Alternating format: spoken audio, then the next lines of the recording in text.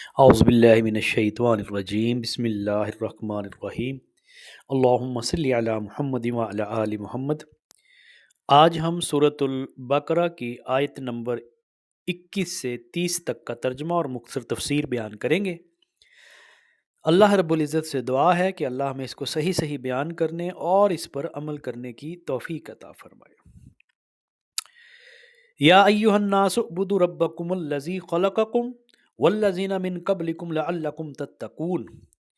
یا ایہا الناس، اے لوگو، اعبدو، عبادت کرو، ربکم، تم اپنے رب کی، الذی، جس نے، خلقکم، تمہیں پیدا کیا، والذین، اور وہ لوگ جو، من سے، قبلکم، تم سے پہلے، لعلکم تتقون، تاکہ تم پرہیزگار ہو جاؤ۔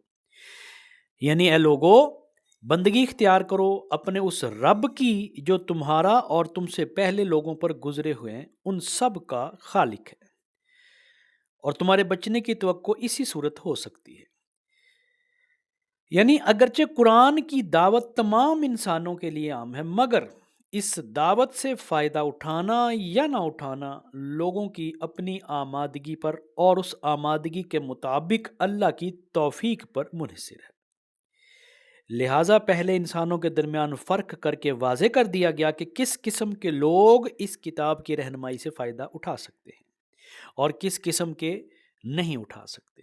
اس کے بعد اب تمام بنی نوع انسان کے سامنے وہ اصل بات پیش کی جاتی ہے جس کی طرف بلانے کے لیے قرآن آیا ہے۔ یعنی دنیا میں غلط بینی اور غلط کاری سے اور آخرت میں اللہ کے عذاب سے بچنے کی توقع جو ہے وہی اصل میں انسان کو سیدھے راستے پر لا سکتی ہے۔ الذی جعل، جس نے بنایا، لکم، تمہارے لیے، الارض، زمین، فراشن، فرش، والسماء، اور آسمان، بنان، چھت۔ یعنی وہی ہے جس نے تمہارے لیے زمین کو فرش بنایا اور آسمان کو چھت۔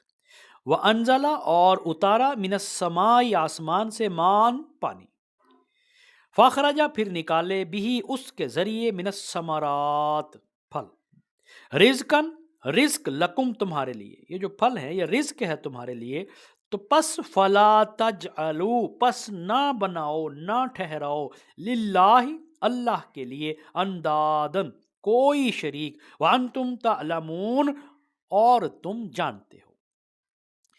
یعنی وہی تو ہے جس نے تمہارے لیے زمین کا فرش بچھایا، آسمان کی چھت بنائی، اوپر سے پانی برسایا اور اس کے ذریعے سے ہر طرح کی پیداوار نکال کر تمہارے لیے رزق پہنچایا۔ پس جب تم یہ جانتے ہو اور تمہیں اس چیز کا پتہ ہے کہ ہر چیز کا خالق اور مالک اللہ ہے، تو پھر دوسروں کو اللہ کا مد مقابل نہ ٹھہراؤ۔ یعنی خالق بھی اللہ، مالک بھی اللہ، رازق بھی اللہ، ہر چیز کو تخلیق کرنے والا اللہ تعالیٰ ہے، تو پھر اللہ ہی کی عبادت جو ہے وہ کرنی ہے، اس کے علاوہ کسی کو اس کا شریک نہیں ٹھہرانا۔ وَإِن كُنتُم، اور اگر تم ہو، فی ریب، شک میں، مما، اس سے جو، نزلنا، ہم نے اتارا، علی عبدنا، اپنے بندے پر۔ یعنی اگر تمہیں شک ہے اس میں جو ہم نے آپ صلی اللہ علیہ وآلہ وسلم پر نازل فرمایا، تو اللہ یہاں پہ چیلنج دے رہا، فَأْتُوا، تو لے آؤ، بصورت، ایک صورت، من مثلہ، اس جیسی ایک صورت بنا کے لے آؤ، وَادْعُوا، اور بلا لو، دعوت دے دو، شہداءکم، اپنے مددگاروں کو، من دون اللہ، اللہ کے علاوہ سب کو، ان کنتم صادقین، اگر تم سچے ہو۔ یعنی اگر تمہیں اس بات میں شک ہے کہ یہ کتاب جو ہم نے اپنے بندے پر نازل کی یہ ہماری ہے یا نہیں، تو اس کی جیسی ایک ہی صورت بنا لو اور اپنے سارے ہم نواؤں کو بلا لو، ایک اللہ کو چھوڑ کر، باقی جس جس کی چاہو مدد لے لو اگر تم سچے ہو۔ یعنی جب تم خود بھی اس بات کے قائل ہو اور تمہیں معلوم ہے کہ یہ سارے کام اللہ کے ہیں، اللہ مالک، اللہ خالق، اللہ رازق، تو پھر تمہاری بندگی اسی کے لیے خاص ہونی چاہیے۔ دوسرا کون اس کا حقدار ہو سکتا ہے کہ تم اس کی بندگی بجا لاؤ؟ دوسروں کو اللہ کا مد مقابل ٹھہرانے سے مراد یہ ہے کہ بندگی اور عبادت کی مختلف اقسام میں سے کسی قسم کا رویہ اللہ کے سوا دوسروں کے ساتھ برتا جائے۔ یعنی پورے قرآن میں پوری تفصیل کے ساتھ یہ بات بیان اللہ کرتا ہے کہ عبادت کی وہ اقسام جو صرف اللہ کے لیے مخصوص ہونا چاہیے، اور جن میں دوسروں کو شریک ٹھہرانا وہ شرک ہے، جسے روکنے کے لیے قرآن آیا ہے۔ اور بار بار اللہ تعالیٰ اس چیز کو تنبیہاً بیان کرتا ہے کہ اللہ کے سوا کوئی عبادت کے لائق، اسی کی عبادت کرنی ہے۔ تو یہاں پہ اللہ چیلنج کر رہا ہے کہ اگر تمہیں شک ہے قرآن پاک میں کہ یہ جو میں نے اپنے بندے محمد صلی اللہ علیہ وسلم پہ نازل کی ہے کہ شاید یہ اللہ کی کتاب نہیں ہے اور محمد صلی اللہ علیہ وسلم اپنی طرف سے ہی اس کو بنا کے یا لکھ کے لے آتے ہیں، تو تم اس جیسی ایک صورت ہی بنا کے لے، اگر یہ انسان کا کلام ہے تو۔ اور آگے پھر اگلی آیت میں اللہ خود کہہ رہا ہے فَإِن لَّمْ تَفْعَلُوا وَلَن تَفْعَلُوا فَاتَّقُوا النَّارَ الَّتِي وَقُودُهَا النَّاسُ وَالْحِجَارَةُ أُعِدَّتْ لِلْكَافِرِينَ۔ فَإِن پھر اگر لم تفعلوا تم نہ کر سکو، وَلَن تفعلوا اور ہرگز نہیں کر سکو گے، یعنی تم ایک آیت بھی اس کی نہیں بنا سکتے اور تم نہیں بنا سکتے، فَاتَّقُوا النَّارَ تو ڈرو آگ سے، الَّتِي وَقُودُهَا النَّاسُ جس کا ایندھن انسان ہے، والحجارہ اور پتھر، جس کا ایندھن انسان اور پتھر ہیں، وَعِدَّتْ لِلْكَافِرِينَ جو کافروں کے لیے تیار کی گئی ہے۔ یعنی تو یہ کام کر کے دکھاؤ، لیکن اگر تم نے ایسا نہ کیا اور یقیناً کبھی نہیں کر سکتے تو ڈرو اس آگ سے جس کا ایندھن بنیں گے انسان اور پتھر، جو مہیا کی گئی ہے منکرین حق کے لیے۔ یہاں یہ بات میں بتاتا چلوں کہ اس سے پہلے مکے میں کئی بار یہ چیلنج دیا جا چکا تھا کہ اگر تم اس قرآن کو انسان کی تصنیف سمجھتے ہو تو اس کے مانند کوئی کلام تصنیف کر کے دکھاؤ۔ اب مدینے پہنچ کر بھی اس بات کو دہرایا جا رہا ہے، اور ایسا ہی مضمون آپ کو سورۃ یونس میں بھی ملے گا، سورۃ الہود، بنی اسرائیل، سورۃ الطور، ان ساری چیزوں میں، ان ساری آیات میں، سورتوں میں آپ کو ملے گا۔ اس میں یہ لطیف اشارہ ہے کہ وہاں صرف تم ہی دوزخ کا ایندھن نہ بنو گے، بلکہ تمہارے وہ بت بھی وہ تمہارے ساتھ ہی موجود ہوں گے جنہیں تم اپنا معبود اور مسجود بنا رکھا ہے۔ اس وقت تمہیں خود ہی پتہ چل جائے گا کہ خدائی میں یہ کتنا دخل رکھتے تھے۔ میں آپ کو بتاتا چلوں کہ اس وقت جو خانہ کعبہ تھا اس کے اندر 360 بت جو تھے وہ مشرکین مکہ نے رکھے ہوئے تھے، اور جو بڑے بڑے بت جن کا ذکر عام ملتا ہے، لات، منات، حبل، شمس، عزا، یہ وہ بڑے 5 بت تھے جو سب سے بڑے، جن کی لوگ یہ پوجا کرتے تھے، اور باقی بھی۔ تو یہاں پہ اللہ کہہ رہا ہے کہ وہ جو دوزخ تیار کی گئی ہے جس کا ایندھن انسان ہے، اور وہ پتھر اور وہ مورتیاں اور وہ بت ہیں جن کو تم نے اپنا معبود بنا رکھا ہے۔ اگلی آیت میں اللہ فرماتا ہے وَبَشِّرِ الَّذِينَ اور خوشخبری سنا دو، خوشخبری دے دو، کن کو؟ آمنو ان لوگوں کو جو ایمان لائے، وَعَمِلُوا الصَّالِحَاتِ اور جنہوں نے نیک عمل کیے۔ دیکھیے قرآن پاک میں جہاں بھی ایمان والوں کا ایمان لانے کا ذکر ہے، فوراً اس کے بعد عمل الصالحات، نیک اعمال کا بھی ذکر ہے۔ ہمیں یہ جو آج ہمارے ہاں اکثر یہ بات کی جاتی ہے کہ جس نے کلمہ پڑھ لیا اور جنت اس پہ واجب ہے، جب تک آپ کے نیک اعمال نہیں ہیں، اکیلا ایمان کلمہ پڑھنا آپ کے لیے کافی نہیں ہے۔ والعصر ان الانسان لفی خسر الا الذین آمنوا وعملوا الصالحات وتواصوا بالحق، تیسرا درجہ ہے حق بات کہنا، اور وتواصوا بالصبر اور آپس میں صبر کی تلقین کرنا ہے۔ تو ایمان اچھی بات ہے، اس سے اچھا کیا ہو سکتا ہے، لیکن جب تک آپ کے اعمال اس کے ساتھ اچھے نہیں ہوں گے، اس وقت تک آپ کامیابی کی منزل نہیں پہنچ سکتے۔ آپ نے کلمہ پڑھ لیا، اللہ کے رسول نے فرمایا من غش فلیس منا، جس نے ملاوٹ کی وہ ہم میں سے نہیں۔ جس نے جھوٹے کے اوپر کتنی ہے، زانی کے اوپر، سود کھانے والا، اللہ اور اس کے رسول کے خلاف جنگ ہے۔ تو جب تک ہم اپنے معاملات میں اللہ کی تعلیمات کی زندگی نہیں گزاریں گے، اللہ کے حکم، اللہ اور اس کے رسول کی تعلیمات کے مطابق نہیں گزاریں گے، اکیلا ایمان ہمیں فائدہ نہیں دے سکتا۔ ایمان کا فائدہ تب ہی ہوگا، یہ کون سا ایمان ہے کہ اللہ کو مانتے ہیں، اللہ رسول کو بھی مانتے ہیں، لیکن ان کی تعلیمات پہ عمل نہیں کرتے۔ تو لہٰذا خوشخبری سنا دیجئے، آمنو جو ایمان لائے، وعملوا الصالح اور نیک جنہوں نے عمل کیے، ان لہم جنات ان کے لیے باغات ہیں، تجری من تحتها الانہار ان کے نیچے نہریں رواں ہیں، کلما رزقوا جب بھی ان کو رزق یعنی کھانے کو دیا جائے گا، منہا اس میں سے ثمر कोई फल रिज्क के तौर पे कालू, तो वो बोलेंगे हाज़ल लज़ी, ये तो वही है, रुज़िकना, हमें खाने को दिया गया, मिन कब्लु, इससे पहले, ये तो ऐसे ही अभी थोड़ी देर पहले हमने खाया था। वातु वातु हा हालांकि उन्हें दिया गया बिही मुतशाबिहा, इससे पहले मिलता जुलता।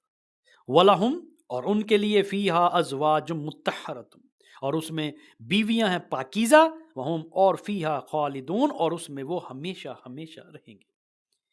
यानी ए पैगंबर, जो लोग इस किताब पर ईमान ले आए और उसके मुताबिक ईमान लाने के बाद उसके मुताबिक अपने अमल दुरुस्त कर लें, उन्हें खुशखबरी दे दो, उनके लिए ऐसे बाग हैं जिनके नीचे नहरें बहती होंगी, उन बागों के फल सूरत में दुनिया के फलों से मिलते जुलते होंगे। जब कोई फल उन्हें खाने को दिया जाएगा तो वो कहेंगे ऐसे ही फल इससे पहले दुनिया में हमको दिए जाते थे। और उनके लिए पाकीज़ा बीवियां होंगी और वो हमेशा उसमें रहेंगे। यानी निराले और अजनबी फल ना होंगे जिनसे वो नामानूस हों, शक्ल में उन्हीं फलों से मिलते जुलते होंगे जिनसे वो दुनिया में आशना थे। अलबत्ता लज्जत में वो उनसे कई दर्जे ज्यादा मजेदार होंगे। देखने में आम और अनार और संतरे ही होंगे। अहले जन्नत हर फल को देखकर पहचान लेंगे कि ये आम है, ये अनार है, ये संतरा है, मगर मजे में दुनिया के आम्बों, अनारों और संतरों को उनसे कोई निस्बत ना हो। अरबी मतन में अज़दवाज का लफ्ज़ इस्तेमाल हुआ है जिसके मानी है जोड़ा, यानी जोड़े, और यह लफ्ज़ शौहर और बीवी दोनों के लिए इस्तेमाल होता है। यानी शौहर के लिए बीवी जौज है और बीवी के लिए शौहर जौज, मगर वहाँ यह अज़वाज पाकीज़गी की सिफ़त के साथ होंगे। अगर दुनिया में कोई मर्द नेक है और उसकी बीवी नेक नहीं है तो आखिरत में उसका रिश्ता कट जाएगा और उस नेक मर्द को कोई दूसरी नेक बीवी दे दी जाएगी। और अगर यहाँ कोई औरत नेक है और उसका शौहर बद, तो वहाँ वो उस बुरे शौहर की सोहबत से खलासी पा जाएगी और कोई नेक मर्द उसका शरीक ज़िंदगी बना दिया जाएगा। और अगर यहाँ कोई शौहर और बीवी दोनों नेक हैं तो वहाँ उनका यही रिश्ता अबदी और हमेशा के लिए कायम कर दिया जाएगा।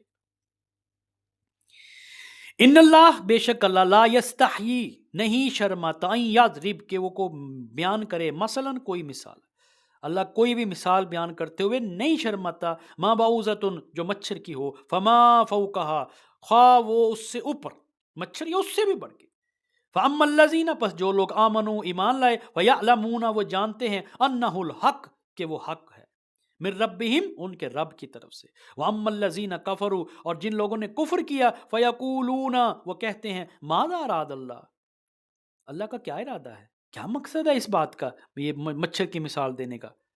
अल्लाह बिहाजा, इससे मसलन मिसाल, युदिल्लु, वो गुमराह करता है भी, उससे कसीरन, बहुत से लोगों को, यानी ऐसे मिसालें करके जो गुमराह लोग हैं वो गुमराह ही होंगे। वह यहदी भी ही कसीरा, और बहुत से लोगों को हदायत है, और जो हदायत चाहते हैं उनको हदायत मिलती है। वमा युजिल्लु भी इल्लल फासिकीन, मगर अल्लाह गुमराह नहीं करता सिवाय फासिकों के। हाँ, अल्लाह इससे हरगिज नहीं शर्माता कि मच्छर या इससे भी हकीर तर किसी चीज की मिसालें दे। जो लोग हक बात को कबूल करने वाले हैं वो इन्हीं मिसालों को देखकर जान लेते हैं कि ये हक है जो उनके रब की तरफ से आया है। और जो मानने वाले नहीं हैं वो उन्हें सुनकर कहने लगते हैं कि ऐसी मिसालों से अल्लाह को क्या सरोकार, क्या मतलब। इस तरह अल्लाह एक ही बात से बहुतों को गुमराही में मुब्तला कर देता है और बहुत से लोगों को राह रास्त दिखा देता है, और गुमराही में वो उन्हीं को मुब्तला करता है जो फासिक होते हैं। यहाँ एक एतराज़ का जिक्र किए बगैर इसका जवाब दिया गया है। कुरान में मुतअद्दिद मुकामात पर तौजीह मुद्दा के लिए मकड़ी, मक्खी, मच्छर वगैरह की मिसालें दी गई। उन पर मुखालफिन को एतराज़ था कि ये कैसा कलाम इलाही है जिसमें ऐसी हकीर चीज़ों की मिसालें हैं। वो कहते थे कि अगर ये खुदा का कलाम होता तो इसमें ये ऐसी अजीब व गरीब या फजूलियात ना होती, मुआज़ल्लाह। यानी जो लोग बात को समझना नहीं चाहते, हकीकत की जुस्तजू ही नहीं रखते, उनकी निगाहें तो बस ज़ाहरी अल्फाज में अटक कर रह जाती हैं और उन चीज़ों से उल्टे नताइज निकाल कर हक से और ज़्यादा दूर चले जाते हैं, बरक्स उसके जो खुद हकीकत के तालिब हैं, सही बसीरत रखते हैं, उनको उन्हीं बातों में हिकमत के जौहर नज़र आते हैं और उनका दिल गवाही देता है कि ऐसी हकीमाना बातें अल्लाह ही की तरफ से हो सकती हैं। और अल्लाह फासिकों को हदायत नहीं देता। फासिक कौन होता है? जो अल्लाह की नाफरमानी करता है। یعنی جو اطاعت کی حد سے نکل جائے، جو سمجھنا ہی نہ چاہے، اس کو پھر کیا ہدایت ملے؟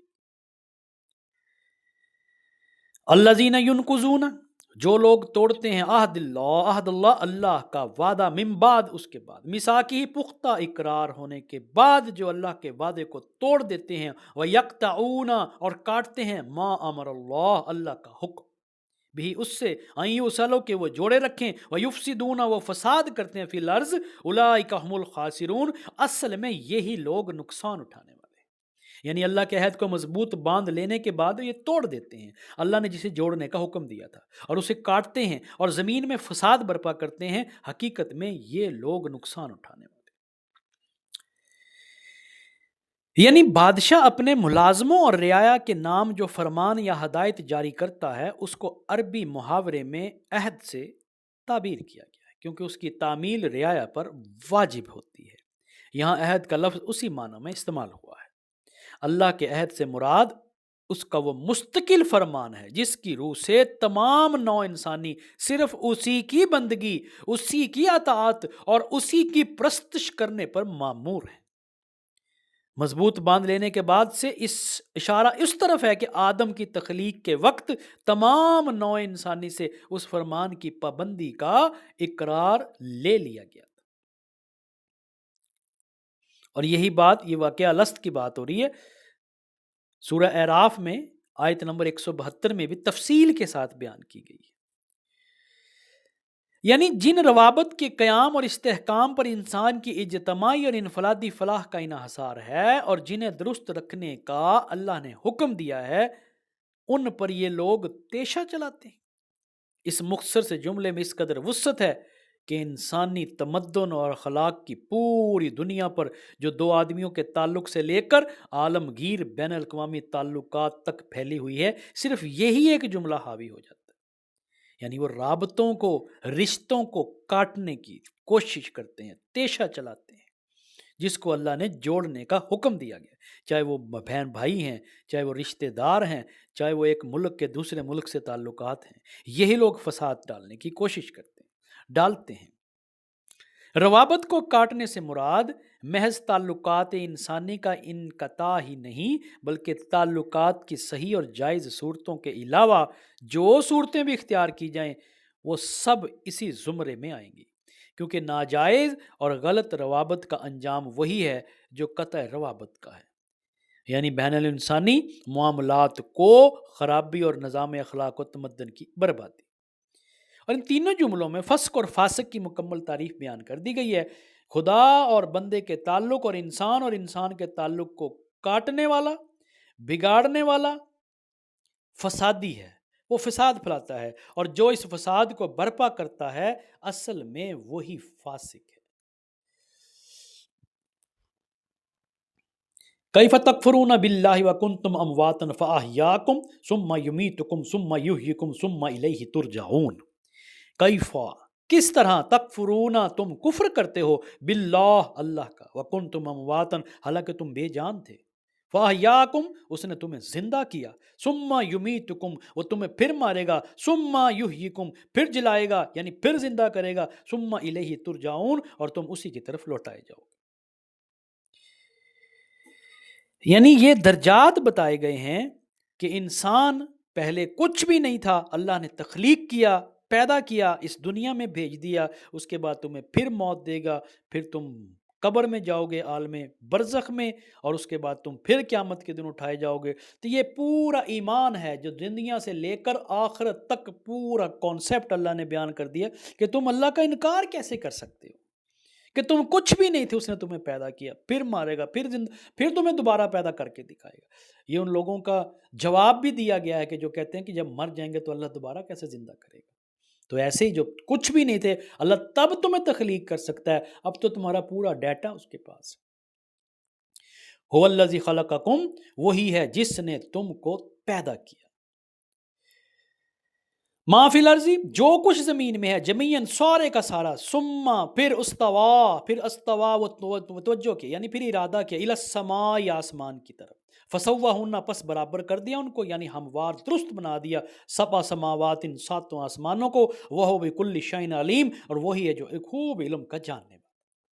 یعنی وہی تو ہے جس نے تمہارے لیے زمین کی ساری چیزیں پیدا کی. هو الذی خلقکم، وہی ہے جس نے تخلیق کیا لکم تمہارے واسطے. ما فی الارض جمیعا، جو کچھ زمین میں ہے سب کا سب. 7 آسمانوں کی حقیقت. اس کا تعین مشکل ہے. انسان ہر زمانے میں آسمان یا بالفاظ دیگر ماورائے زمین کے متعلق اپنے مشاہدات یا قیاسات کے مطابق مختلف تصورات قائم کرتا رہا ہے جو برابر بدلتے رہے. لہٰذا ان میں سے کسی تصور کو بنیاد قرار دے کر قرآن کے ان الفاظ کا مفہوم متعین کرنا مناسب نہ ہوگا. بس مجملاً اتنا سمجھ لینا چاہیے کہ یا تو اس سے مراد یہ ہے کہ زمین سے ماورا جس قدر کائنات ہے اسے اللہ نے 7 محکم طبقوں میں تقسیم کر رکھا ہے، یا یہ کہ زمین اس کائنات کے جس حلقہ میں واقع ہے وہ 7 طبقات پر مشتمل ہے. اور اس کے علاوہ 2 اہم حقیقتوں پر بھی متنبہ کیا گیا ہے. ایک یہ کہ تم اس خدا کے مقابلے میں کفر و بغاوت کا رویہ اختیار کرنے کی جرت کیسے کرتے ہو جو تمہاری تمام حرکات سے باخبر ہے، جس سے تمہاری کوئی حرکت چھپی نہیں رہ سکتی. دوسرے یہ کہ جو خدا تمہاری تمام حقائق کا علم رکھتا ہے، جو در حقیقت علم کا سرچشمہ ہے، اس سے منہ موڑ کر بجز اس کے تم جہالت کی تاریکیوں میں بھٹکو، اور کیا نتیجہ نکل سکتا ہے جب اس کے سوا علم کا کوئی اور منبع ہی نہیں ہے، جب اس کے سوا کوئی اور کہیں سے روشنی ہی نہیں مل سکتی جس میں تم اپنی زندگی کا راستہ صاف دیکھ سکو، تو آخر اس سے روگردانی کرنے میں کیا فائدہ ہے؟ وَإِذْ قَالَ رَبُّكُمْ لِلْمَلَائِكَةِ، اور جب کہا ربک، تمہارے رب نے، للملائکتی، فرشتوں سے، انی جاعل، میں بنانے والا ہوں، فی الارض، زمین میں، خلیفتاً، ایک نائب. قالو، تو بولے، اتجعلو، کیا آپ بنائیں گے، فیہا، اس میں، من یفسدو، جو فساد کرے، فیہا ویسفک الدماء، یعنی اس میں وہ خون بہائے گا، ونحن نسبح، ہم ہیں نا تیری پاکی بیان کرنے والے، بحمدی کا، تیری تعریف کرنے کے ساتھ، ونقدس، اور ہم پاکیزگی بیان کرتے ہیں، لق آپ کی. قالا، تو اس نے کہا، انی اعلم، بے شک میں جانتا ہوں، ما لا تعلمون، تم نہیں جانتے. یعنی پھر ذرا اس وقت کا تصور کرو جب تمہارے رب نے فرشتوں سے کہا میں زمین میں ایک خلیفہ بنانے والا ہوں. انہوں نے عرض کیا کیا آپ زمین میں کسی ایسے کو مقرر کرنے والے ہیں جو اس کے انتظام کو بگاڑ دے گا اور خون ریزیاں کرے گا؟ آپ کی حمد و ثنا کے ساتھ تسبیح اور آپ کے تقدیس تو ہم کر ہی رہے ہیں. فرمایا میں جانتا ہوں جو کچھ تم نہیں جانتے. اوپر کے رکوع، یہ جو ابھی بات ہو رہی ہے، ابھی میں نے آپ کو سنائی، یعنی رب کی دعوت اس بنیاد پر دی گئی کہ وہ تمہارا خالق ہے، پروردگار ہے، اسی کے قبضہ قدرت میں تمہاری زندگی اور موت ہے، اور جس کائنات میں تم رہتے ہو اس کا مالک اور مدبر وہی ہے. لہذا اس کی بندگی کے سوا تمہارے لیے اور کوئی طریقہ صحیح نہیں ہو سکتا. اب اس رکوع میں وہی دعوت اس بنیاد پر دی جا رہی ہے کہ اس دنیا میں تم کو اللہ نے اپنا خلیفہ بنایا. خلیفہ ہونے کی حیثیت سے تمہارا فرض صرف اتنا ہی نہیں ہے کہ اس کی بندگی کرو، بلکہ یہ بھی ہے کہ اس کی بھیجی ہوئی ہدایت کے مطابق کام کرو. اگر تم نے ایسا نہ کیا اور اپنے ازلی دشمن شیطان کے اشاروں پہ چلتے رہے تو بدترین بغاوت کے مجرم ہوگے اور بدترین انجام دیکھو گے. اس سلسلے میں انسان کی حقیقت اور کائنات میں اس کی حیثیت ٹھیک ٹھیک بیان کر دی گئی ہے، اور نوع انسانی کی تاریخ کا وہ باب پیش کیا گیا ہے جس کے معلوم ہونے کا کوئی دوسرا ذریعہ انسان کو اویلیبل نہیں ہے. اس باب سے جو اہم نتائج حاصل ہوتے ہیں وہ ان نتائج سے بہت زیادہ قیمتی ہیں جو زمین کی تہوں سے متفرق ہڈیاں نکال کر اور انہیں قیاس و تخمین سے ربط دے کر آدمی اخذ کرنے کی کوشش کرتا ہے. اب آگے جو فرمایا ملک، اس کے اصل معنی ہے، فرشتوں کی جو بات ہو رہی ہے، فرشتوں کو اللہ نے کہا پیمبر. ملک کہتے ہیں پیمبر کو، اس کا لفظی ترجمہ ہے فرشتہ یا فرستادہ. یہ محض مجرد قوتیں نہیں ہیں، یہ تشخص جو نہ رکھتی ہوں بلکہ یہ شخصیت رکھنے والی ہستیاں ہیں جن سے اللہ اپنی اس عظیم الشان سلطنت کی تدبیر و انتظام میں کام لیتا ہے. یوں سمجھنا چاہیے کہ یہ سلطنت الہی کے اہلکار ہیں جو اللہ کے احکام کو نافذ کرتے ہیں. جاہل لوگ انہیں غلطی سے خدائی میں حصہ دار سمجھ بیٹھتے ہیں، اور بعض نے انہیں خدا کا رشتہ دار سمجھ لیا اور ان کو دیوتا بنا کر ان کی پوجا کرتے۔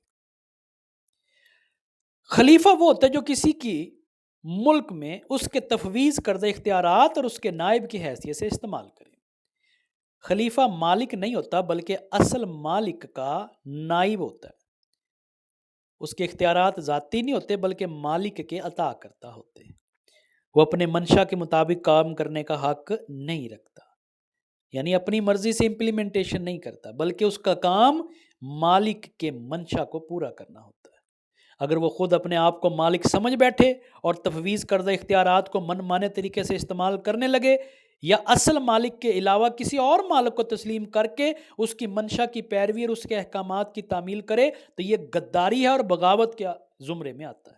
یعنی جیسے ہمارے ملک میں اللہ کا نام تو ہے اسلامی جمہوریہ پاکستان ہے، لیکن اللہ کے قانون نافذ نہیں ہے، اور نہ ہی نافذ کرنے والے اس کے قانون کے نافذ کرنے میں دلچسپی رکھتے ہیں، اپنے فائدے کے لیے کام کرتے ہیں، اپنے قوانین بناتے ہیں، جس کا جو حق ہے اس کو وہ نہیں دیتے۔